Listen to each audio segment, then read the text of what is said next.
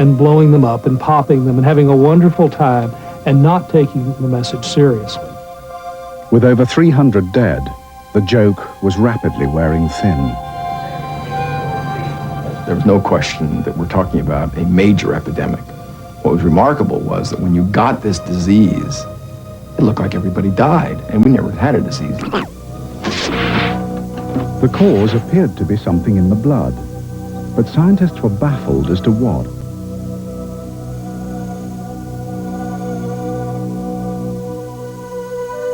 January 4th, 1983, blood suppliers from all over the country came to address the problem.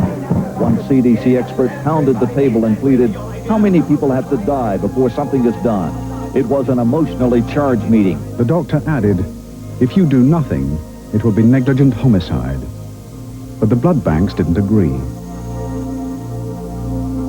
There were people who said we should do something, and there were others who said, what? We have no idea what to do. The answer, when it came, was worse than anyone had guessed.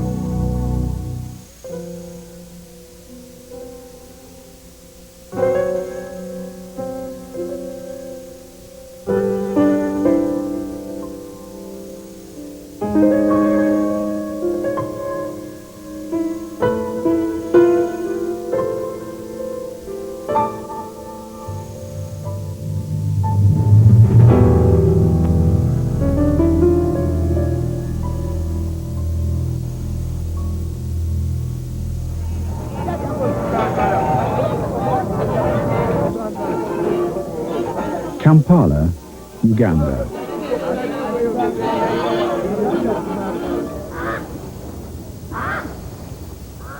At the end of 1982, Dr. Sam Okware at the Ministry of Health received a disturbing letter. It said that something strange was happening in a remote trading post on the shores of Lake Victoria. Okware decided to investigate. I knew that this was a very difficult area, so I decided to take a four-wheel drive, reached Masaka, and started going towards this place, which was quite remote. We started going into potholes, swamps. At one point, we almost got stuck. Okware drove for an uncomfortable 4 hours.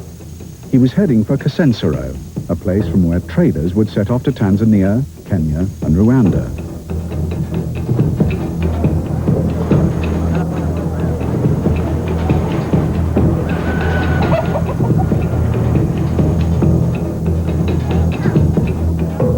Suddenly we saw the lake, and there were very many people there, enjoying themselves. There was beer, there was whiskey, there was everything.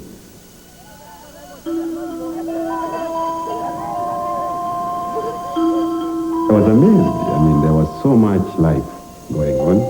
There was so much trade, there was so much smuggling, there were a lot of people carrying goods. It was virtually like a paradise for, shall I say, for smugglers and that type of businessmen. It was about as far as you could get from the sophisticated cities where AIDS had first surfaced.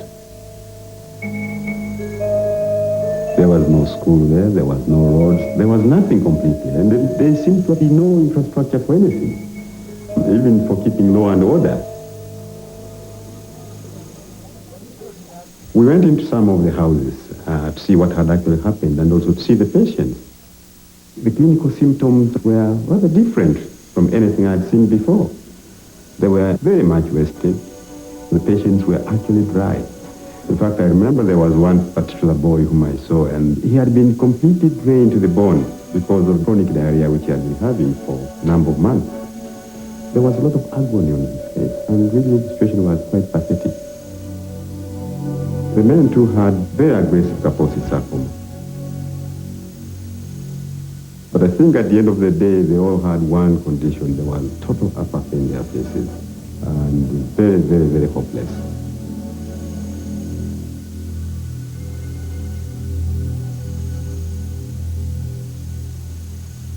We were amazed to find that the only people who were infected in the house were the sexual partners.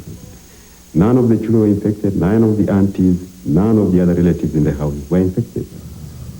Above the lake was an eccentric house built by a self-styled doctor called Henry Masoki. He'd picked up his medicine from a nurse while working as a tailor in Entebbe. Godiano oyo yalumwanga omutwe ate n'okuddukana nga ameze n'obutulututu ku mubiri biseera ebyo nga tubiyita walala puleesa eri waggulu oba eri wansi. That patient, back in 1976, was probably the first case of AIDS in Uganda. Dr. Masoki explained what he'd done to try and help him. He had checked Giordano over thoroughly, tested his blood, and given him the appropriate medicines and injections for his complaints. Nothing had worked. Yamala emyaka ng'ebiri wabula nga tekitegeerekeka kyokka yalwalanga olutentezi nga bwe njijanjaba naye wano okujja okunywera kumpi myezi nga 6 yatuukira ddala mu kwebaka. Giordano's house now lies empty. His wife had died soon afterwards. Even at the time, people thought there was something mysterious about the deaths. At one time, it was believed that some of these people died because of witchcraft, because it was believed that they had cheated their friends during the course of their vices on the lake. Sam Aquare followed the trail.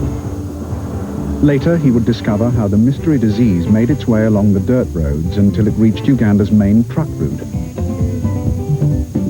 The focus of the disease soon turned out to be the places where the truckers spent the night. Because the disease is sexually transmitted, obviously when they came with money, came with the goods, they picked up most of the girls in town, and naturally they were the first ones to be infected, and they're also the first ones to infect others. Basically, that's how the disease came to Chotera. Chotera was the first link in that fatal trail, the nearest small town to the lakeside trading post where Aquare's search had begun. As the goods traveled from Chotera to Masaka, to Kampala, to Jinja, and so on, most of these drivers also carried with them the infection as well as the goods. Sam Aquare returned to Kampala, baffled. I brought back some samples which were analyzed, and the samples suggested that there was some typhoid and tuberculosis among some of these patients. And most of the patients who should have responded to typhoid treatment and tuberculosis treatment, most of these patients died.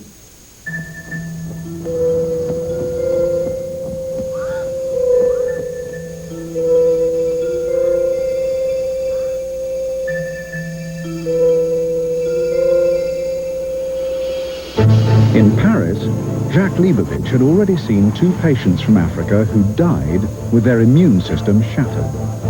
Then he read an article about the new gay disease in America. I immediately and all my colleagues recognized the same disease. So we called each other right on the spot.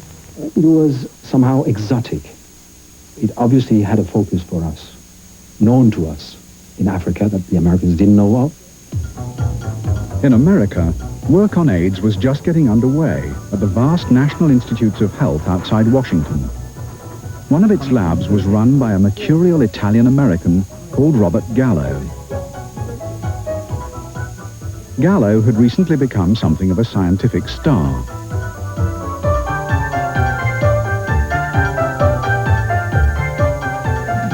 His great discovery was a human retrovirus. That's a sort of virus which burrows into the body's own genetic code and then starts reproducing itself in what are called the T cells of the immune system. Gallo's virus, which he called HTLV, caused a type of leukemia. Now he wondered whether it might be linked to AIDS. I began thinking that AIDS might be due to a retrovirus because, well, our lab was working on human retroviruses, the leukemia virus HTLV1, the leukemia virus HTLV2, and we had quite a bit of expertise on the biology of the T cell. This theory appeared in an article in the winter of 1982, and that article was read in Paris by Jacques Leibovitch. And that's where it struck me. Of course, it had to be a retrovirus. And when that happened to me, I was thunderstruck. I called Robert Gallo, who didn't know me. He had this strong, low voice and said, all right, what do you have? What do you want? I don't remember the details of the telephone call. I remember vividly his visit to our laboratory and his excitement. He knew this laboratory was working on AIDS with one finger. You know, we still had a lot of cancer research going on, and how important was AIDS, I didn't know. We work a little bit more. I think Leibovitz was trying to light a fire here to say, really get involved. So he also was a catalyst. In exchange, he gave me some preliminary information that was supportive of the retrovirus hypothesis, which I conveyed back to France.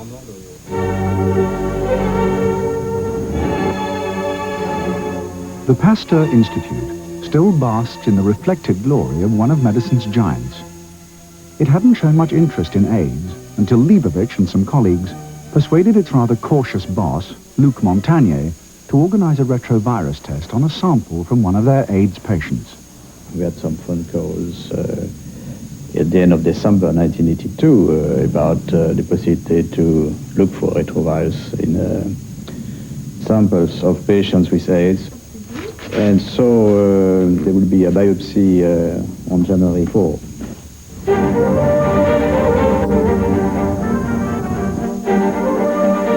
And so a small piece of lymph node was taken from the neck of a young man dying of AIDS and carried from one side of Paris to the other.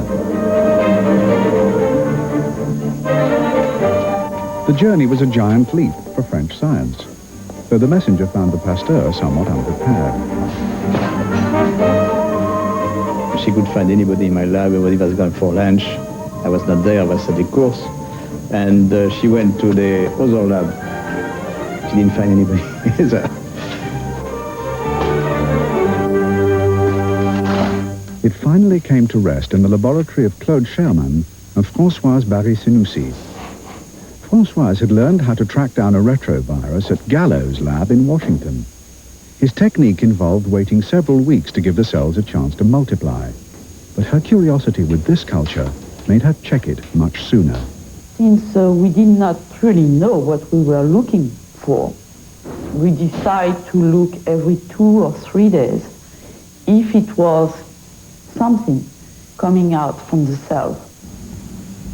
After 3 weeks' work in the labs, she found the unique telltale sign of a retrovirus, the presence in the sample fluid of an enzyme called reverse transcriptase.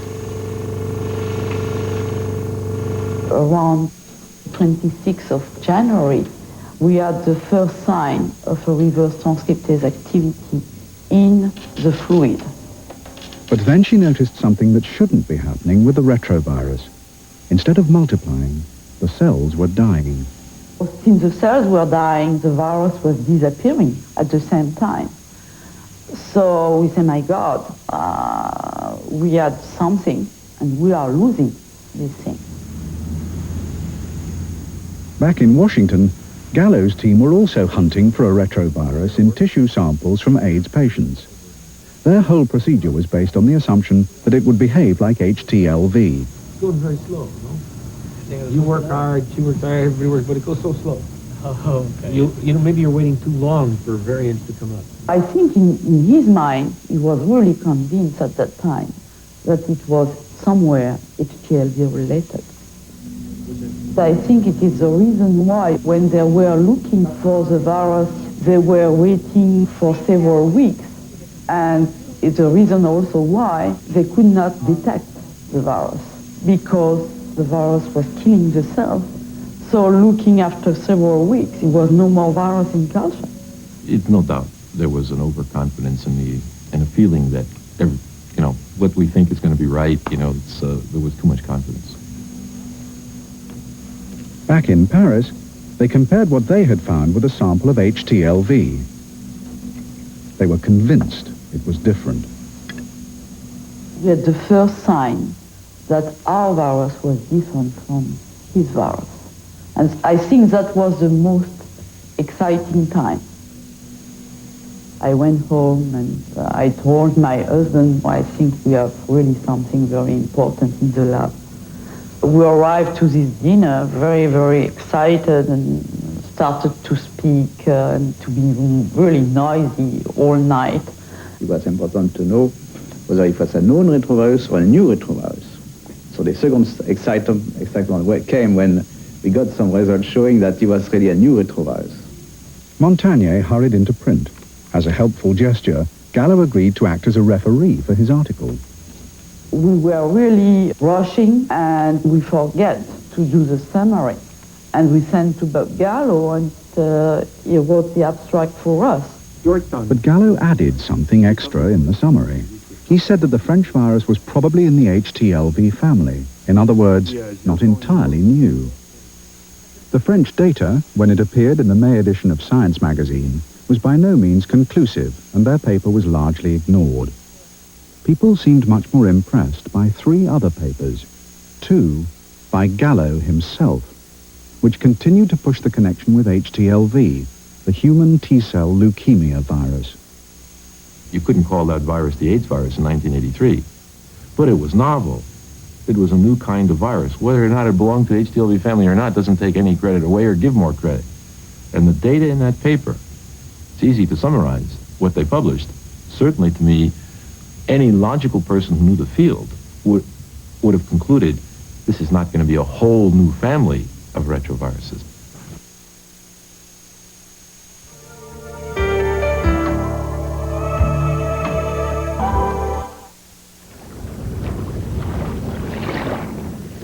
The next round in the battle was fought out on Long Island, New York. In the conference center at Cold Springs Harbor, top scientists gathered to discuss the latest advances. Gallo and Montagnier smiled for the camera, but not for long.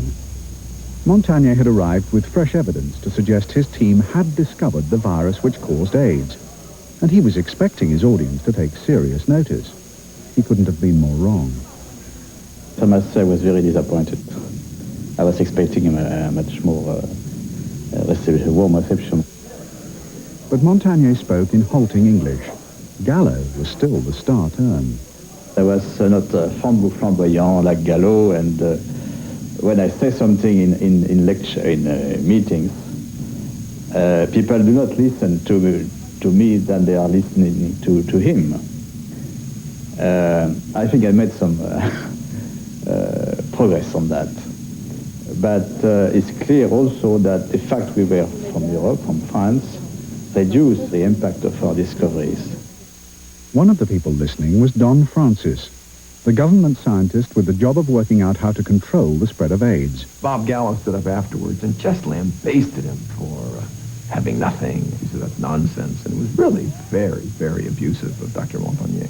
In his acid tongue, clearly fluent in English, he kind of stunned poor Montagnier. It was not a fair battle. Luc Montagnier is very straight and cautious, very conservative. Standing up to Bob Gallo is a difficult thing to do. He is a huge force in the field because of the money that surrounded National Cancer Institute. It's really remarkable work on human retrovirology. And so to look to him for leadership was appropriate. There is a point that is sometimes forgotten. Cold Spring Harbor is a place of more give and take. And in the United States, it's a little more that way than perhaps there is in continental Europe. And so it's a place we normally have pretty heavy interactions and not worried so much about the manners and the feelings of people. However, knowing he was from abroad and knowing that that talk was a good talk, I wish I could have lived that moment over. In Gallo's lab, efforts intensified to prove that the virus was HTLV. Later, some claimed this delayed progress towards the vital test which would protect people from infected blood. That's an interesting question of whether or not my enthusiasm for the first human retroviruses delayed or distorted our research. Without the HTLV research, it's doubtful that any of us would be on this television program now, talking about the quick progress in those early years. There is no question that the early work on HTLVs set up the notion, 1, to look for a retrovirus, 2, helped, wasn't the sole thing, but helped with the technology, because it was looking for those viruses that gave us technology to grow T cells. People would forget that. Delay, give me an example, anyone give an example of where it could have delayed is utter nonsense.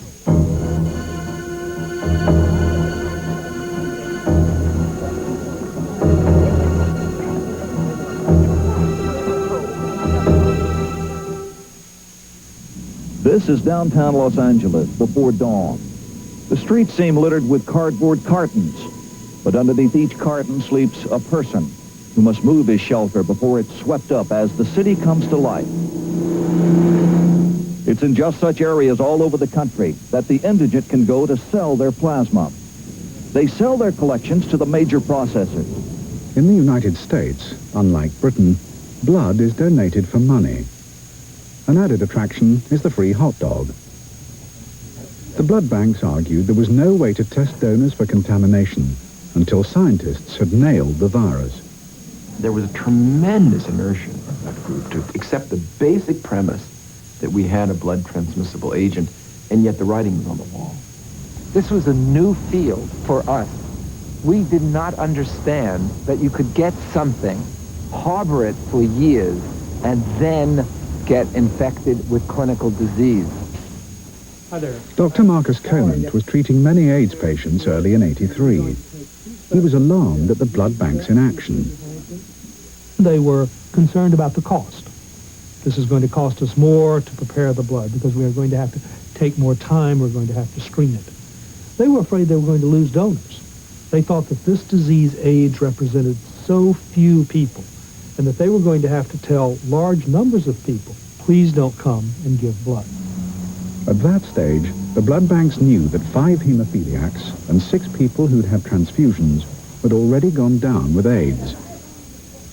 There was strong evidence that it was caused by a virus in the blood, but there was no positive proof. The blood banks insisted that there was therefore no reason to change their basic procedures. They told us as physicians it was safe. I chaired committees where they sat there and reassured us that there was 1 in a million chances. An internal blood bank paper from this period suggested a task force should be mounted to provide a delaying tactic. It went on, "We do not want anything we do to be interpreted by society or the legal authorities as agreeing that AIDS could be spread by blood. The most we can do is buy time, though there is little doubt that additional transfusion and hemophilia cases will surface." It was signed by the chairman of the American Association of Blood Banks. In this letter, Dr. Bovey says there's no doubt in his mind that they will see other cases of transfusion-associated AIDS. We must be very careful, we blood bankers, to keep the lawyers off of our back. But if we all stick together, we should come through this just fine. One thing the banks were asked to do was not to take blood from anyone in a high-risk group. The banks said no. It wasn't fair to ask whether someone was homosexual.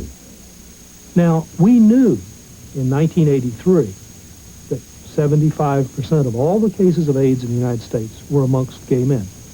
And we also knew that in San Francisco, most gay men would tell you, particularly in a doctor's office in private, if you just asked them, that yes, they were gay. They weren't ashamed of it. And the blood bankers got all confused about whose civil rights we're talking about here. If we ask men if they are gay, are we not violating their privacy? Well, in a way, that was nonsense. I mean, they're already asking people if they'd used intravenous drugs, which has huge, not only personal, but legal ramifications. And so to ask other history questions that indeed are embarrassing, we do that in medicine all the time, asking embarrassing questions. Nor would the blood banks check donors for hepatitis B, despite evidence that very often it went with AIDS. If they had just tested the blood for hepatitis B infection, would have eliminated 80% or so of individuals at risk of transmitting AIDS. The indecision had fatal consequences. Kenny Jenks is a hemophiliac. Throughout '83, no one told him that his medicine meant he was in danger. I went to the Hemophilia Foundation about 1983, and they did a physical, and it was never once brought up. It wasn't until 1984-85 when I began seeing television reports about hemophiliacs coming down with AIDS. To make their blood clot properly, hemophiliacs take an expensive medicine called factor VIII. The medicine I take, it takes 2,000 people to make one dose, costing about $1,000. Now, you don't want people that are using this product to stop. There's some monetary incentives there not to let them stop. It seems easy, but we transfuse 3 to 4 million people a year. If this was a rampant viral disease, why weren't thousands getting sick? And the same was true for hemophilia. Barbara and Kenny Jenks had been childhood sweethearts. Even when he discovered the danger to himself, nobody told him that making love to his wife was dangerous. There was no mention of my wife contracting any disease for me. Sure, I could get it, but nobody sat down and said this disease could be transmitted to your wife through sex. The Haemophiliac's journal carried the advice to lead as normal a life as possible. There was no discussions about safe sex, no discussions about condoms or abstinence with the hemophiliacs. And as a result, now you have whole families dying and leaving orphan children. One of those to die was Kenny Jenks' wife, Barbara. Her death, years later, was a consequence of the authorities' neglect. They took a wait-and-see attitude, and because of that, 80 to 90% of all hemophiliacs are infected with AIDS.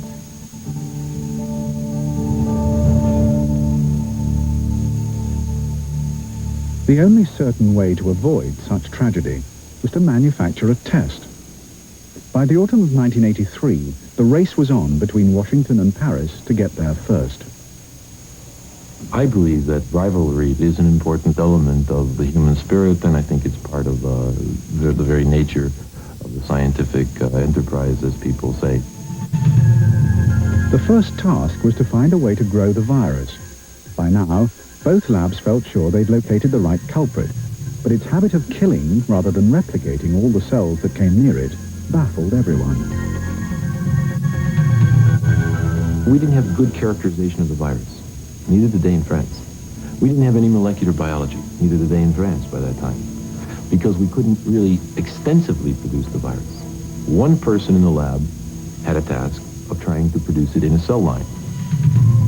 That person was a Czech scientist called Mika Popovic. It was a tense and frustrating autumn for him and the French. Mass-producing the virus was a crucial step towards a generally available blood test, and it was important to both labs to be first.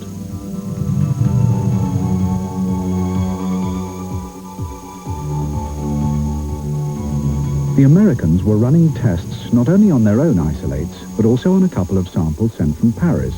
They were labeled LAV, the name the French had given their virus.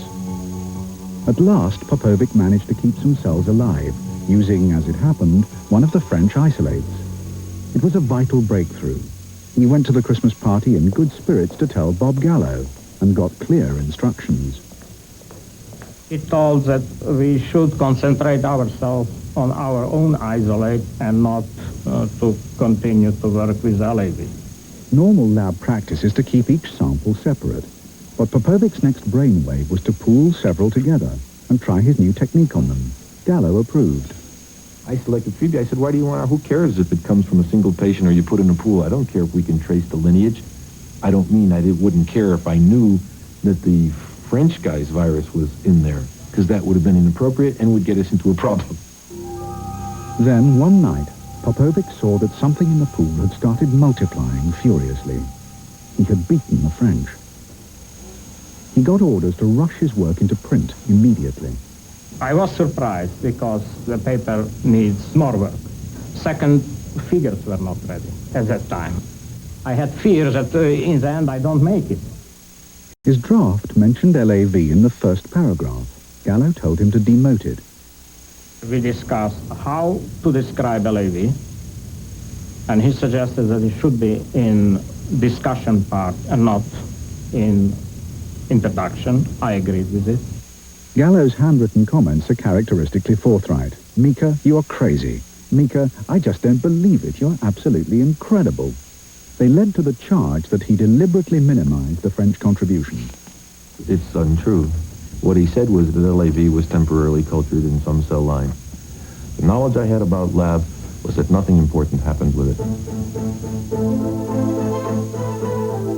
The work done in Paris and Washington had at last provided the conclusive evidence needed to force the blood banks to act. Don Francis tried to arrange a joint announcement. I asked that there be a meeting of the three major groups, which was Bob Gallo's group, Institut Pasteur, and CDC, and we all met in early April at the Institut Pasteur reviewing our data, clearly showing that the virus that the French had discovered a year before was the cause. We viewed all the information from the three labs, and it was a very exciting time. We went out and celebrated at a nightclub, It was all very good. But the story leaked, and suddenly the deal was off. Literally, the next thing that happened was an announcement that came to official government channels that the Secretary of Health and Human Services of the United States was going to call a press conference and announce that Bob Gallo discovered the cause of AIDS. The probable cause of AIDS has been found. A variant of a known human cancer virus called HTLV-3. Not only did they do that, but they didn't hardly mention the French. In particular, credit must go to our eminent Dr. Robert Gallo. I had never been at a press conference in my life before that, to the best of my recollection. Certainly nothing like this, where you walk into a room and there's a sea of reporters.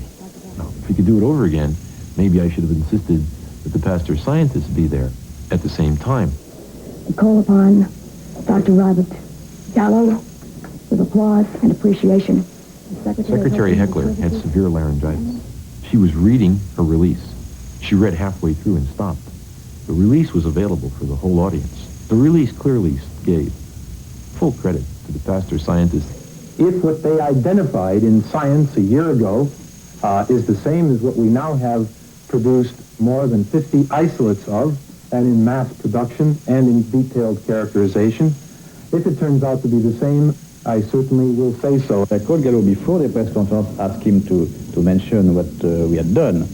And he called me after the conference saying, oh, everything is over now, it's been, I said what you asked for. But actually, that's not exactly that. There has never been any fights or controversies between us and a group in France. I came back from a meeting astounded to see this kind of discussion. He was caught into this political maelstrom that was generated by the administration making this announcement. Realized this administration was already starting to get criticized appropriately for their inaction on AIDS. And now they had something that they could hang their political hat on. That is that a government laboratory had discovered the cause of AIDS. The fact that it was a year after the discovery by another laboratory seemed to be immaterial to them.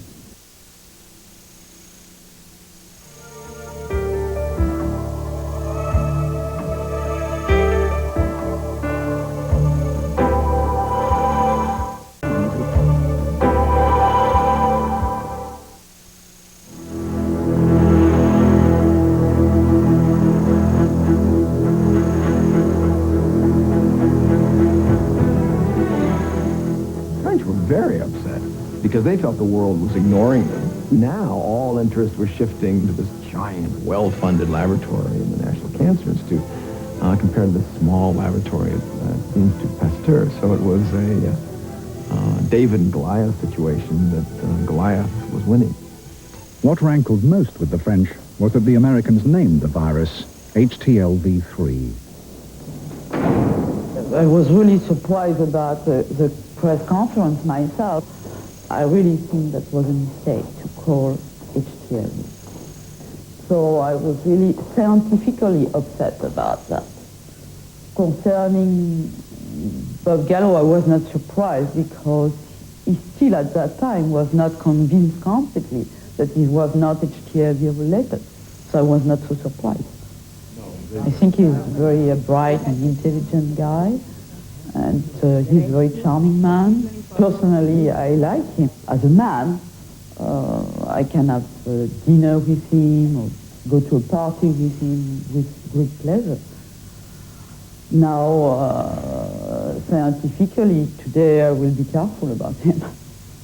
It was a question of prestige. You know, the United States had spent a lot of money already on that disease, and they wanted to be the first. It was a very exciting time. It turned out to be a nightmare because suddenly this world of science that I wanted to unify and put forward through a very clear wall to the public was, one, split down the middle, and two, now the public had two viruses that caused AIDS. One was called LAV and the other one was called HTLV-3.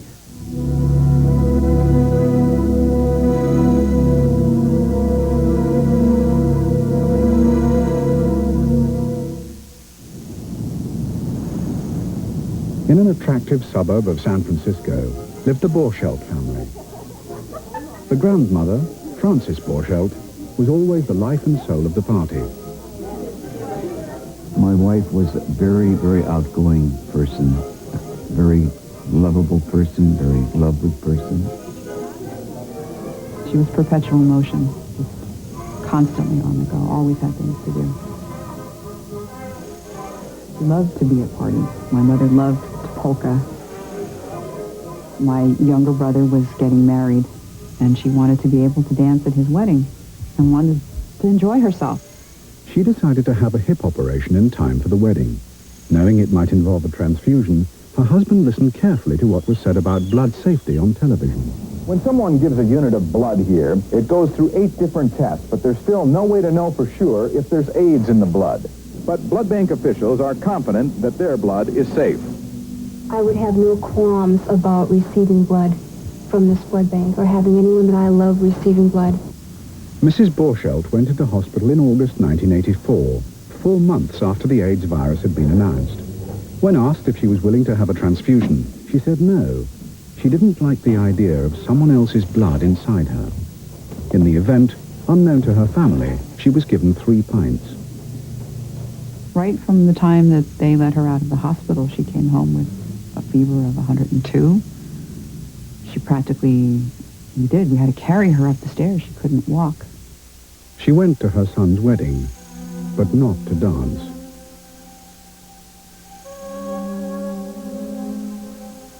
It was a medical encyclopedia of different illnesses. She developed discharges from strange parts of her body. She lost weight. She had night sweats. It was one different doctor after the other. The psoriasis made her practically insane to the point of where I wanted to put gloves on her hands to keep her from scratching her body. It looked as if she had been in a fire. Her whole body was completely awash in sores. For over a year, the blood banks had been asking donors to fill in a questionnaire about their sexual history, but it was voluntary. They relied on donors judging for themselves if they thought their blood might be infected. What they were doing was handing them a piece of paper saying there's a new disease. If you've had multiple sexual partners, we ask that you not donate blood. In other words, they were asking the donors to screen themselves. They had abrogated their responsibility as physicians to screen these donors. Mrs. Borchelt's donor didn't complete the form. Funny enough, I don't blame the person who gave it to her. If they were relying on self-deferral, then they should have kept to the strict guidelines. He left a section blank about hepatitis.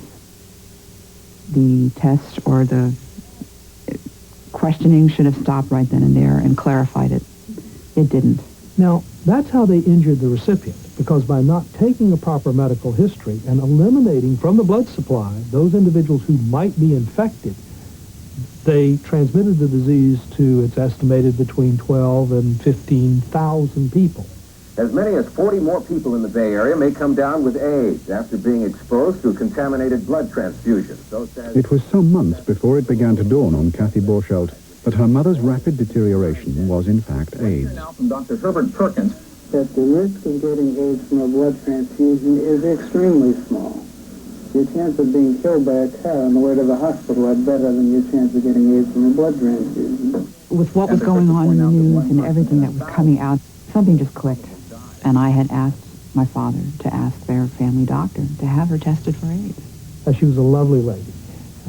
She actually heard that some woman had been infected from a transfusion while she was lying up in the hospital and told her family that day, I've heard on television that there's some woman who's caught AIDS from a transfusion, and the family knew it was her. And only later did she come to learn that it was her.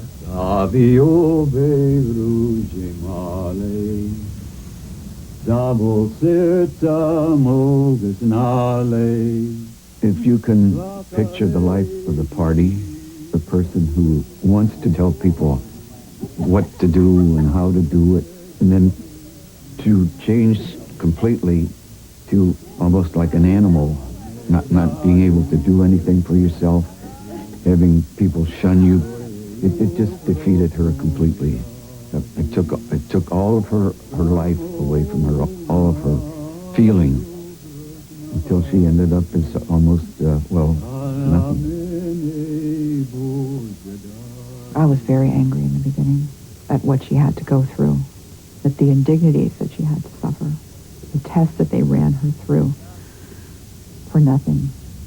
By then, there had been at least 9 transfusion cases. I think the medical establishment is at fault for refusing to listen. I mean, you'd have to be living in a cave not to realize what was going on. As Francis Borchardt lay dying, the drug companies were working on turning the technique evolved in Dr. Gallo's laboratory into a practical blood test. But still, the blood banks refrained from taking decisive action. In the fall of 1984, Abbott Laboratories developed the ELISA test to see if blood was infected. And they went to a number of different blood banks around the nation to start using the test to test it, to see how accurate it was.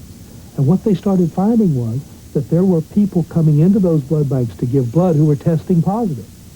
And so as early as October of 1984, the blood bankers knew, based on tests they were doing in their own blood banks, that there were infected people walking in the door. And they did not change what they were doing until that test was licensed on March the 15th, 1985. The test we are licensing today is the answer to the prayers of thousands of Americans facing surgery or otherwise requiring blood. It is designed to screen blood. It should have been a moment of pure satisfaction for American science, a vital end product from costly theoretical research. But their triumph had already turned sour. The questions multiplied about alleged irregularities in Bob Gallo's lab, as the French became increasingly bitter at what they saw as inadequate recognition of their achievements. I think the history is clear-cut. The first isolation of a virus later shown to be the AIDS virus was at the Pasteur Institute. The compelling evidence that convinced the scientific community that this kind of virus is the cause of AIDS came from us. The proper growth of the virus came from this laboratory, principally through Mika Popovic. The development of a sensitive, workable blood test. I don't think we have to debate. I think the history speaks for itself of where blood tests were done and lives were saved. It was too late, though, to save Frances Borchardt. In June 1985, her condition had deteriorated, and her family were asked to come quickly to the hospital. She was in coma. She was blind. And I kept telling her to let go. There was no way that I could have let it go on any longer. I could say, Mom, it's okay, go. And she was stubborn till the last. They all left the hospital, and as soon as they left, she died. She felt that it would be better if she did it without us there. It was the very day the blood test was finally put on the market.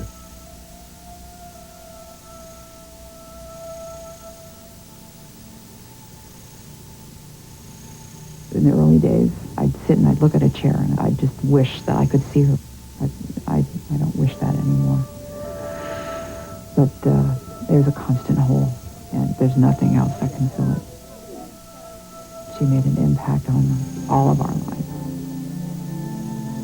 If there were ever two people who were really in love with each other, it was my mother and father. I lost my right hand, my left hand. In fact, I lost my reason for living in a certain way.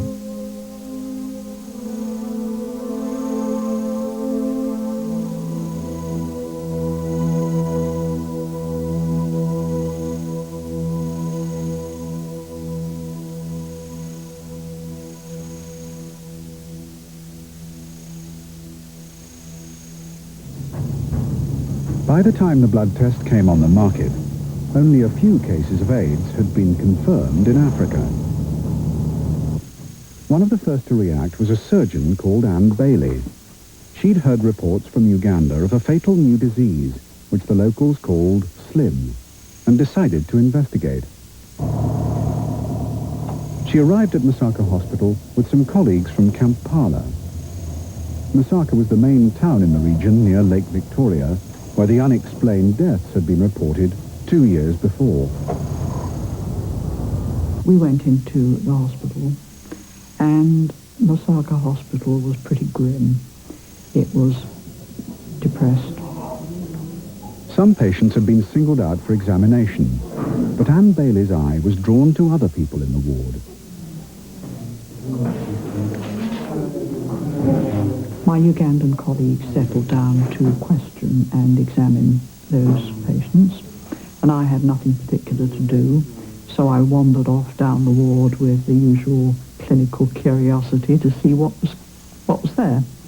By the time I reached the end of the ward, I thought there was a good deal more slim there. She was shocked by the condition to which the patients had been reduced. Eventually people get too weak to sit up, too weak to walk. Their memories fail. Their speech and actions become very slow. Their facial expression is lost. It becomes a blank. Anne Bailey kept bringing extra patients and even their visitors to be tested, to the surprise of Dr. Roy McGarwa. We had mixed feelings. I remember talking to some of my colleagues when we looked at Anne Bailey's sort of going to the trouble of taking history and examining some of the patients whom we didn't think had anything wrong with them, and we were wondering why. We documented the history, the physical findings, and we took blood, and this blood was sent to UK. The test for HIV at that time had just been discovered. The virus was being referred to as HTLV3, not HIV as we know it now. Anne Bailey sent her blood samples to London, 110 of them in all. They were analysed there by Dr. Robin Weiss, a leading British scientist who ironically had been showing the French how to mass-produce the virus for their own blood test. Robin Weiss found Anne Bailey's instinct had been entirely accurate. Not only the cases picked out by the hospital, but all the other people she'd brought in for testing were infected with the AIDS virus. There was no reason to associate any of the cases with homosexuality. We were able to show that slim disease was nothing other than AIDS, and that those people and many of their still healthy relatives in that area were infected with HIV. It was our first real insight into the high prevalence of HIV in Africa, transmitted heterosexually. Dr. David Sawada had also been on the trip to Masaka Hospital. This was an eye-opener because we thought this was not our problem, it was out in white homosexuals. And the lesson here was, it was here, and from what we could gather, it was a big epidemic already. I was very frustrated, and the health officials were very reluctant to accept this. The political situation didn't help either. It took like 5 years, really, everybody to realize that the disease is here. And I believe, I have no doubt in my mind, during that time, the epidemic really grew out of hand. I felt completely overwhelmed by it. I couldn't get those young people out of my mind. I couldn't get out of my mind the significance of about a quarter of all the people we'd seen being HIV infected. They reminded me of the photographs of victims from the Holocaust concentration camps at the end of the 39-45 war. They were mostly in their middle 20s.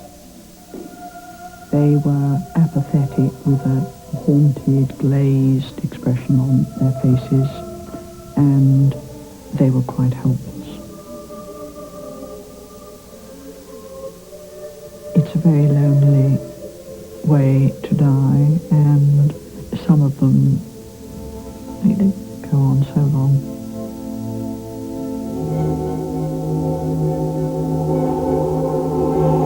Dementia and death.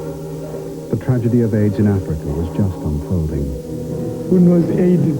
Nobody knows it. Habana, you can't know AIDS. Lady is not good at all. I wanted a tablet of Piriton to kill myself, not to go into it. I was appalled by the squalor of dying in that way. The squalor of their helplessness, the poverty of the circumstances I'd seen, and I wanted some way of dignifying their deaths I longed for music, poetry, something which would restore to them some of their human dignity.